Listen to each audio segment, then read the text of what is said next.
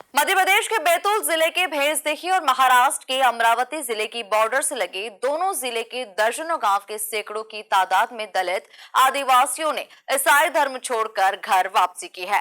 भैंसदेही सावल मेहड़ा में रामदेव बाबा संस्थान में दोनों जिलों के 152 लोगों ने हिंदू रीति रिवाज के साथ घर वापसी की। इन लोगों को ईसाई मिशनरियों के द्वारा बहला फुसलाकर धर्म परिवर्तन करवाया गया था। देखिए खास रिपोर्ट। हिंदू धर्म से भटककर ईसाई मिशनरी के बहकावे में आकर धर्म परिवर्तन करने वाले 152 हिंदू लोगों ने भैंसदेही के सावल मेढ़ा में रामदेव बाबा संस्थान में एक साथ हिंदू रीति रिवाज के साथ घर वापसी की है। इन लोगों के हाथ में कलावा बांधकर गंगा जल पिलाकर और पैर पखारकर हिंदू धर्म में घर वापसी करवाई गई। इन लोगों को बहला फुसलाकर ईसाई मिशनरियों द्वारा अपना शिकार बनाने का आरोप लगा है। अरे सर, देखिए सर, जो लोग आते हैं और यानी कि कोई बीमार व्यक्ति रहता है गांव में, उनको बोलते कि इलाज कराने के लिए इलाज करा देंगे, तुमको उनको फायदा होगा। फिर उसमें फंसा लेते हैं। हाँ, और फिर लालच भी देते हैं उनको कि तुमको इतने पैसे मिलेंगे, ऐसे मिलेंगे। फिर धर्म परिवर्तन कर देते हैं। फिर लालच भी देते हैं कि तुमको नौकरी मिलेंगी, ये मिलेंगी। कोई नौकरी नहीं मिलती और फिर आदमी फंस जाता है। उसके बाद में क्या है कि फिर अपना यानी कि काम ना हो तो अपन तो सोचते हैं ना कि भाई अपन गए हैं तो कुछ फायदा नहीं मिल रहा, तो वापस यानी कि अपना चेंज करने का। हाँ, सभी यानी कि गांव के लोग यानी कि उनको एक्सेप्ट नहीं करते ना सर। इस वजह से फिर उनको उधर से कुछ फायदा मिलता नहीं। हाँ, अब वो जो देते हैं तो उसको उनका कुछ फायदा मिलता नहीं। इस वजह से फिर वो यानी कि ध्यान नहीं देते। इस वजह से फिर वापस यानी कि अपने इसमें आना पड़ता है। अब अपने धर्म में वापस के लिए फिर यानी कि गांव के लोगों से फिर ये करना पड़ता है।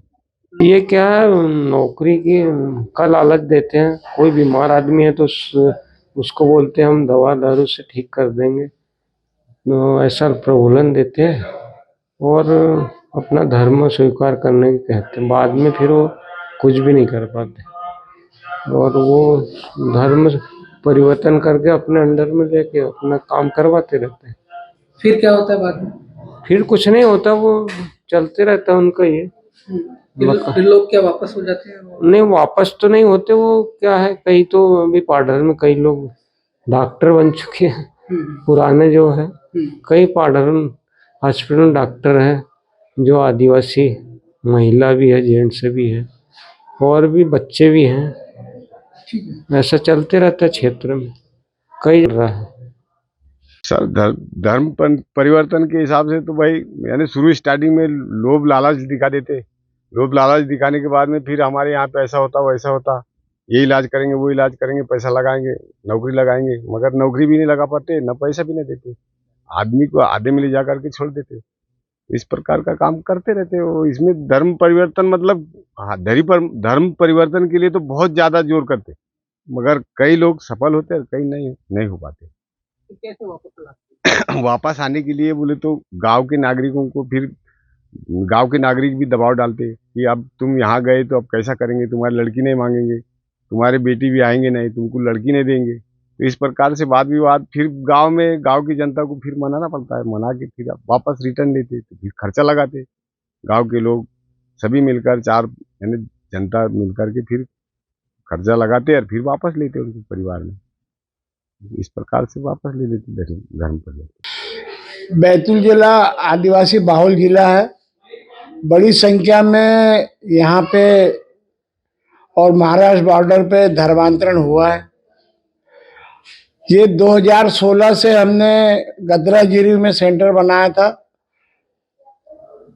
2016 के बाद 2019 में भी हमने प्रयास किया और लोगों को बसपिता पढ़ने से रोका गदराजिरी में और उदामा में। ये जो लोग सावलमेंढा में 21 तारीख को सनातन धर्म में वापस आए,